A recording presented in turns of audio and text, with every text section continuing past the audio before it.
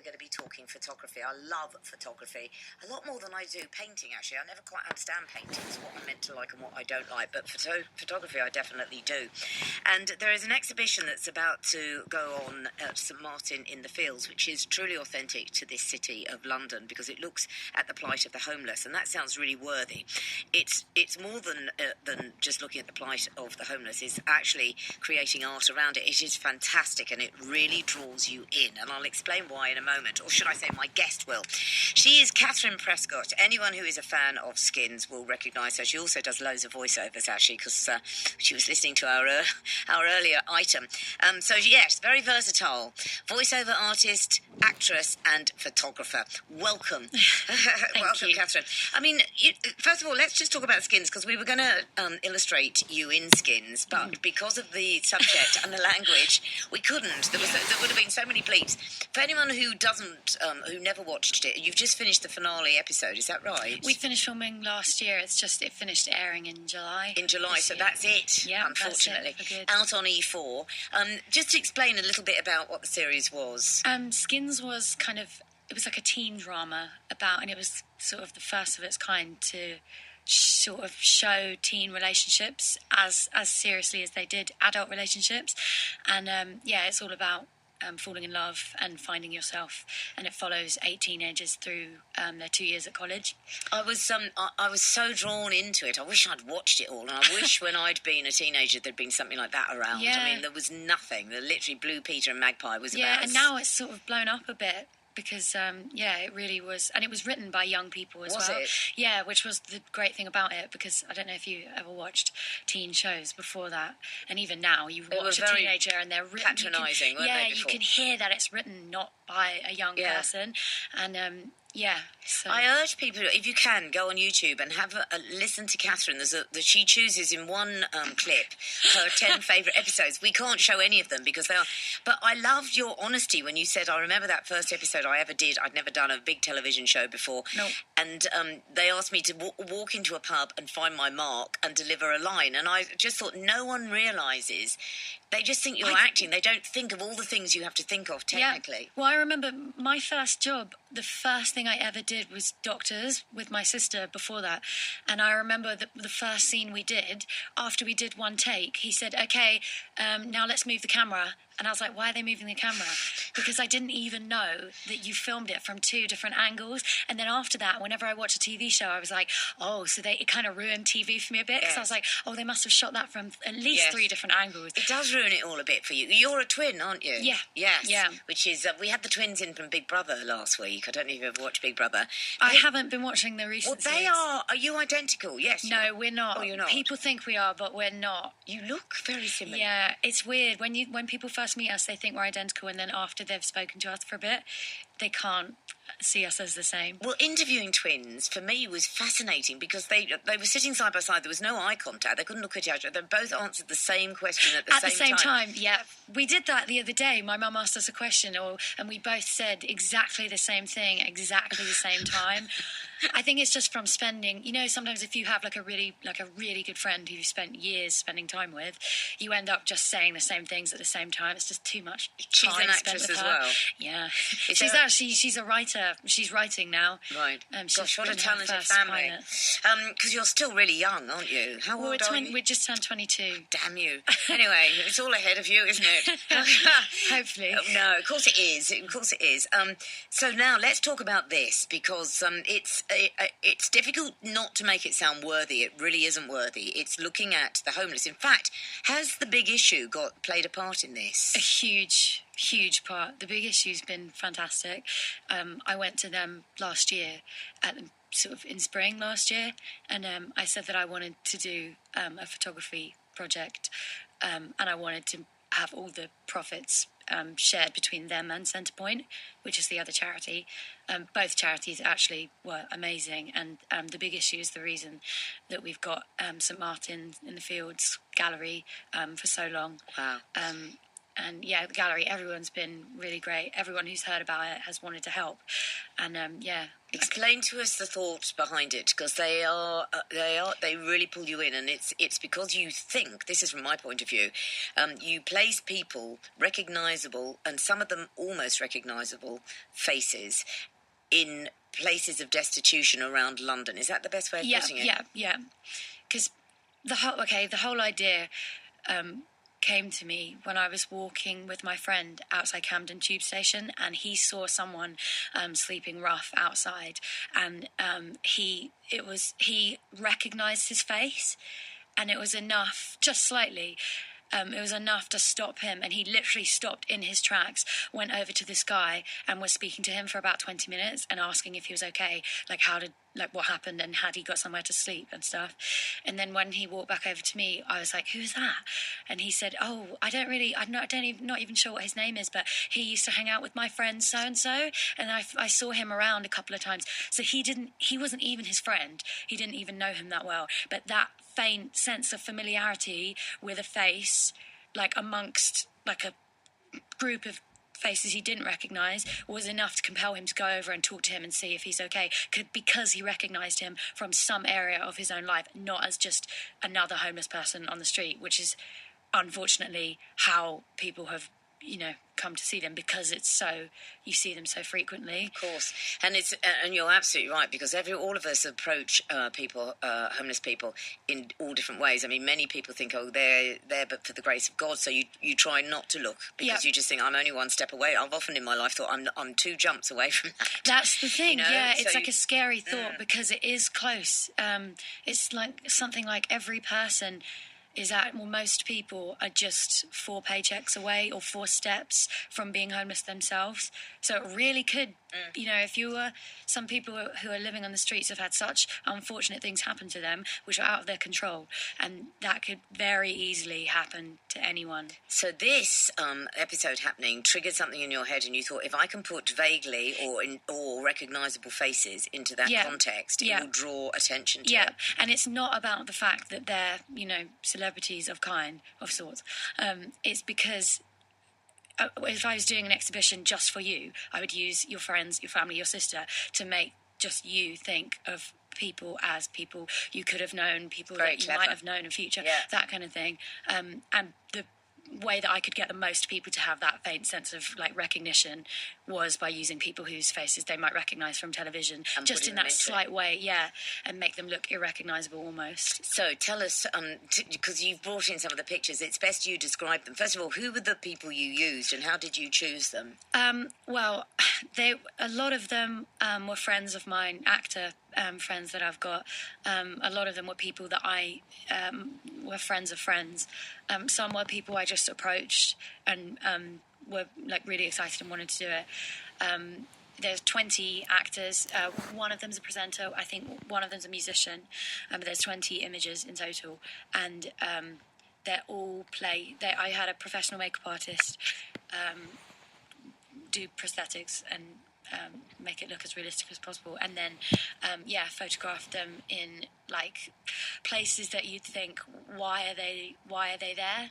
So not always the obvious in a sleeping bag, that kind of thing, just in places like one of them that I showed you earlier was in an overpass in Neasden. Yes, I thought it was in the tunnels under Waterloo, actually. Almost stunning, because it's in a sort of golden hue. I mean, stunning in that it's really stark, the image of it. Yeah, that was completely an accident, that photo. We took longer than we thought shooting, and the lights all went out, and then we got those lights.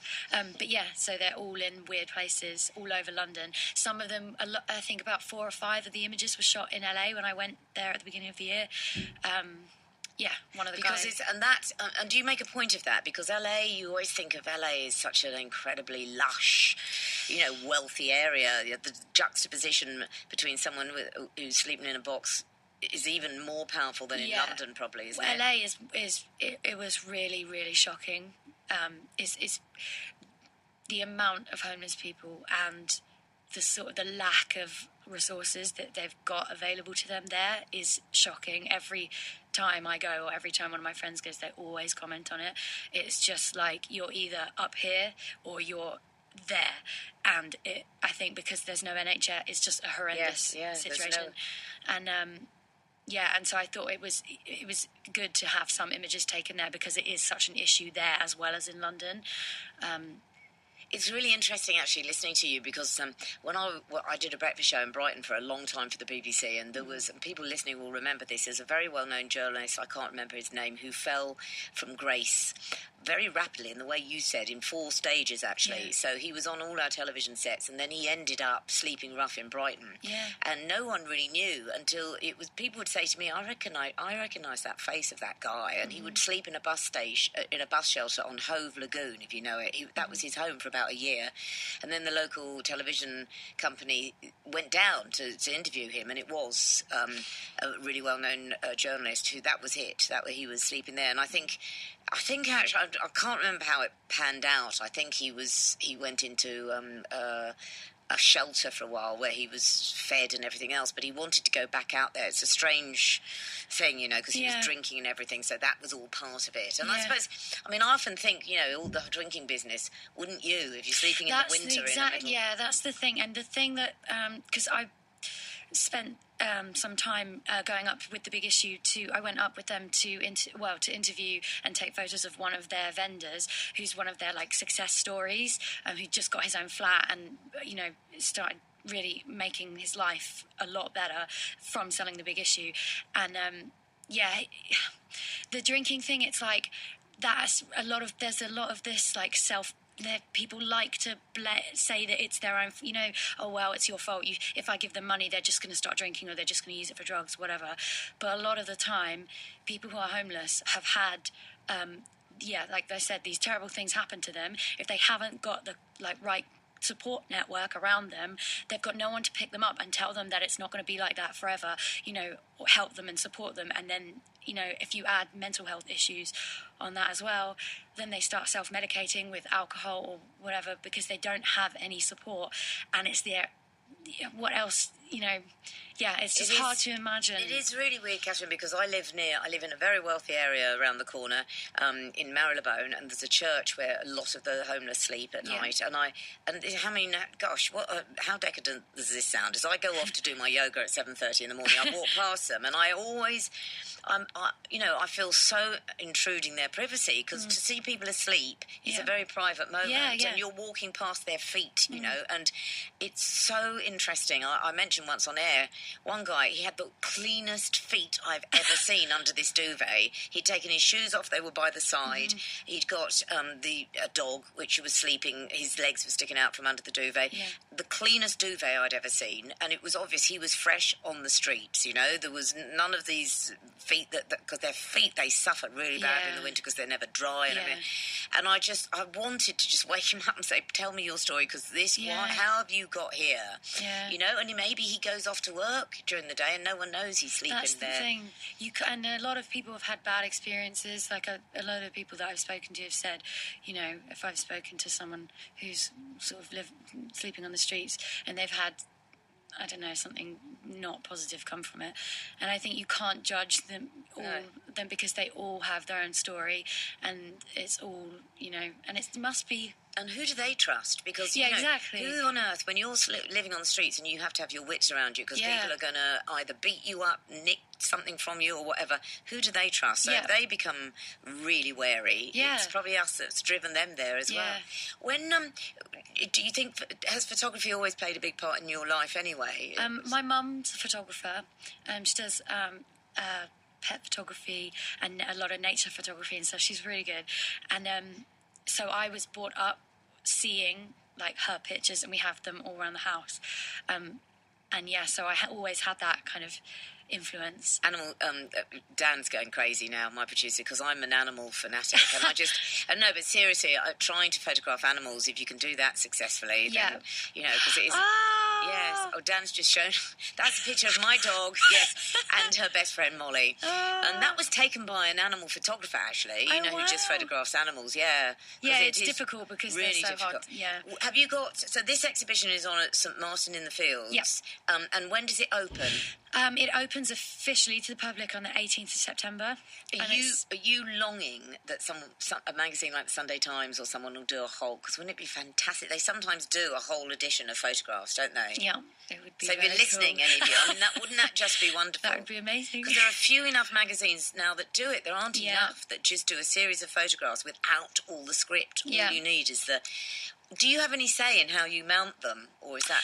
Yeah, I've been speaking to Metro Imaging, have been doing all the printing for the exhibition, and because it's a charity exhibition, we're not framing them. We've got them on this special mounting stuff called Foamex, and I chose that with the printing company and the charities because it significantly cuts the cost, and it looks really good still. So yeah, we're just printing them on that. And when you say it goes alongside the charity, you don't pay to enter. Can you buy them, or how will money be gained by this? Basically, yeah, you don't pay to enter the exhibition. The only way the charities make money from it is if you donate to the donation box that will be actually in the exhibition hall, or if you buy a print. And the prints will be either, I think, we haven't just fully decided yet, either A4 or A3, and then there'll be, and those are just photo paper prints. So you can buy prints? Yeah, you can buy prints, and then there's limited edition prints that are signed as well. Can I just say, one of our listeners, Lana, has just emailed and said, Joe, she is wonderful. What a brilliant thing to do, and what a human policy within. I am floored by this interview. Thank you. Oh, wow. Well, it is. And I mean, and your description as to why you did it is just brilliant. You know, the thought that some guy saw some person he knew sleeping rough that drew his attention. You're absolutely right to come of it from that angle as well.